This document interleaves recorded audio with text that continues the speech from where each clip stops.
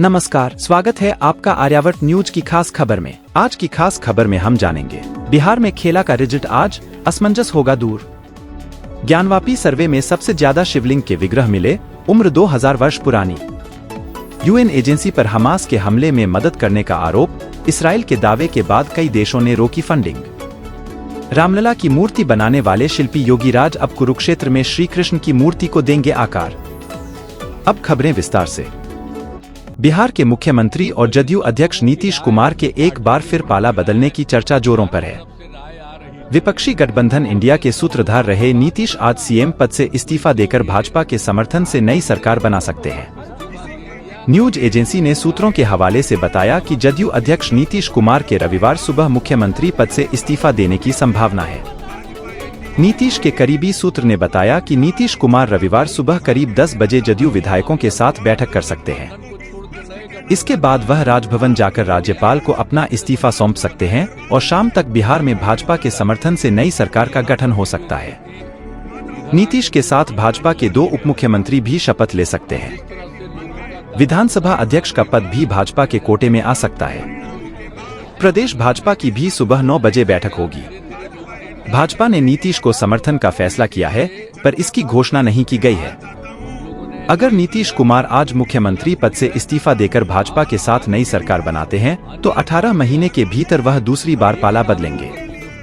नीतीश ने अगस्त 2022 में भाजपा से गठबंधन तोड़कर राजद और कांग्रेस के साथ महागठबंधन की सरकार बनाई थी। तब उन्होंने भाजपा पर जदयू को तोड़ने की कोशिश करने का आरोप लगाया था। सूत्रों ने कहा कि राजनीतिक घटनाक्रम को देखते हुए रविवार को राज्यपाल सचिवालय को खोलने के लिए कहा गया है। सूत्रों ने दावा किया कि नीतीश कुमार ने कुछ दिन पहले ही करीबी सहयोगियों को अपने अगले कदम के बारे में बता दिया है। हालांकि सीएम नीतीश ने अभी तक बिहार में राजनीतिक उथल-पुथल पर चुप्पी साध रखी है। आज प्रधानमंत्री नरेंद्र मोदी मन की बात करें और बिहार के मुख्यमंत्री नीतीश कुमार अपने मन की करेंगे। पीएम ने 23 जनवरी की शाम जननायक कर्पूरी ठाकुर को भारत रत्न दिए जाने की घोषणा की तो सीएम नीतीश ने उम्मीद से उलट उनका नाम लेते हुए प्रशंसा की। उसके अगले दिन परिवारवाद पर सीएम की कड़ी टिप्पणी आई और उसके अगले दिन 25 जनवरी को राष्ट्रीय जनता दल अध्यक्ष लालू प्रसाद की बेटी रोहिणी आचार्य ने नीतीश कुमार पर व्यक्तिगत टिप्पणी कर बिहार में सियासी तूफान ला दिया। अटकलों को गति देने वाले इन 3 घटनाक्रमों के बाद से असमंजस की स्थिति में सरकार चल रही है। ट्रांसफर पोस्टिंग से लेकर शिलान्यास निरीक्षण तक चल रहा है, लेकिन नजर राजभवन पर है। अब सामने आ रहा है कि सीएम नीतीश कुमार ने राजभवन से आज का समय मांगा है। मतबल आज साफ हो जाएगा कि नीतीश क्या करना चाह रहे हैं या लालू की तैयारी क्या है। इसके साथ ही भाजपा की मंशा और राजनीति भी साफ हो जाएगी। अब खबर ज्ञानवापी सर्वे रिपोर्ट की। भारतीय पुरातत्व सर्वेक्षण ASI की टीम को ज्ञानवापी के सर्वे में 55 मूर्तियां मिली हैं। इसमें सबसे ज्यादा विग्रह शिवलिंग के मिले हैं। ज्ञानवापी की दीवार सहित कई स्थानों पर 15 शिवलिंग और अलग अलग काल के 93 सिक्के भी मिले हैं। पत्थर की मूर्तियों के साथ ही अलग अलग धातु, टेराकोटा सहित घरेलू इस्तेमाल की 259 सामग्रियां मिली है। एक पत्थर ऐसा है जिस पर राम लिखा है। हिंदू पक्ष के अनुसार वह जो दलीलें दे रहा था और दावे कर रहा था उसकी तस्दीक ASI के सर्वे में मिले सबूत करते हैं। सर्वे रिपोर्ट जो सामने आई है और उसमें जिन साक्ष्यों का जिक्र है उसने एक बार फिर अयोध्या मामले की याद दिला दी है। GPR सर्वे में मुख्य गुंबद के नीचे बेशकीमती पन्नानुमा टूटी कीमती धातु मिली है। इसे मुख्य शिवलिंग बताया जा रहा है। इस स्थान पर खनन और सर्वे की बात कही गई है।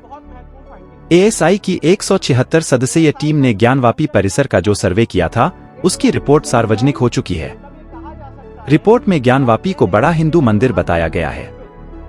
इसमें 32 अहम हिंदू स्थलों का जिक्र है। शिवलिंग के साथ नंदी, गणेश की मूर्तियां भी मिली हैं। विष्णु, कृष्ण और हनुमान समेत अन्य देवी देवताओं के मिले विग्रह। वैज्ञानिक पद्धति से हुए सर्वे में मंदिर के प्रमाण के साथ ही विष्णु, मकर, कृष्ण, हनुमान, द्वारपाल, नंदी, पुरुष और मन्नत तीर्थ सहित अन्य विग्रह मिले हैं। मुगल काल, अंग्रेजी हुकूमत सहित अन्य समय काल के चिन्ह मिले हैं। शाह आलम और सिंधिया काल के सिक्के 1 और 25 पैसे संरक्षित किए गए हैं।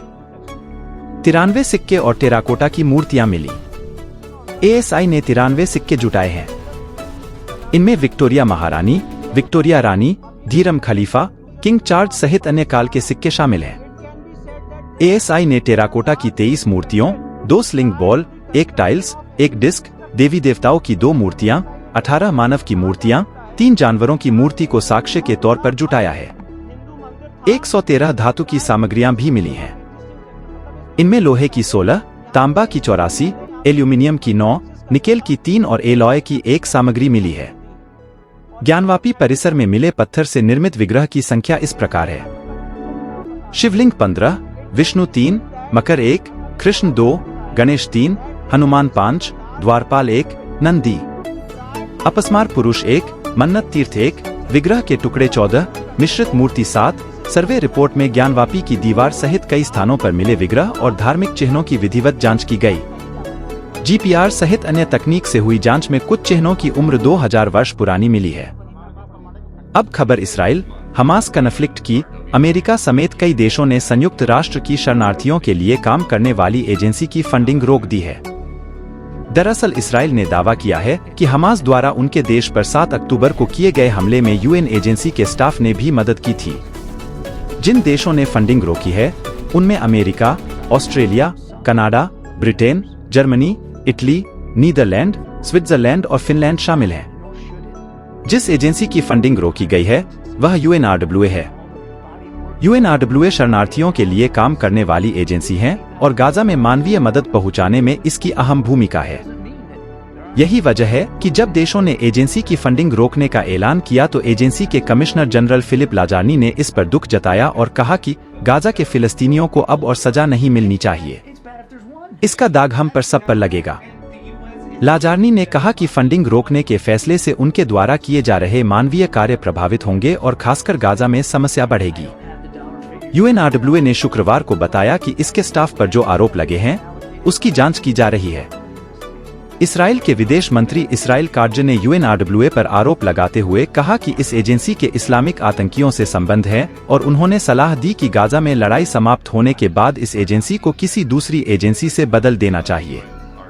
UNRWA का गठन साल 1948 में गाजा, लेबनान, जॉर्डन, सीरिया के शरणार्थियों की मदद के लिए बनाया गया था। इसराइल द्वारा गाजा पर हमले के बाद से यही एजेंसी फिलिस्तीनियों को मानवीय मदद पहुंचा रही है।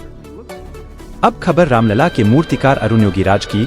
अयोध्या में श्री रामलला की मूर्ति को आकार देने वाले शिल्पकार योगीराज अब कुरुक्षेत्र में श्री कृष्ण के विराट स्वरूप को साकार करेंगे।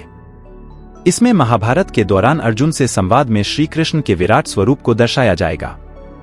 इसमें अर्जुन और 4 घोड़ों के साथ रथ भी दिखाई देगा।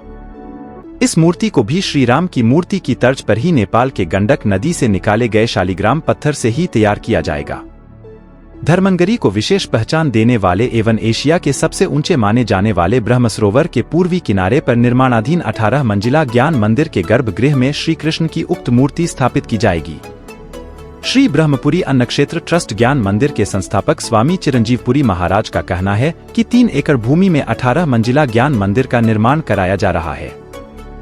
मंदिर के गर्भगृह में श्री कृष्ण का अर्जुन को संदेश देते हुए विराट स्वरूप विराजमान किया जाएगा, जिसके लिए मूर्तिकार अरुण योगीराज से चर्चा हो चुकी है।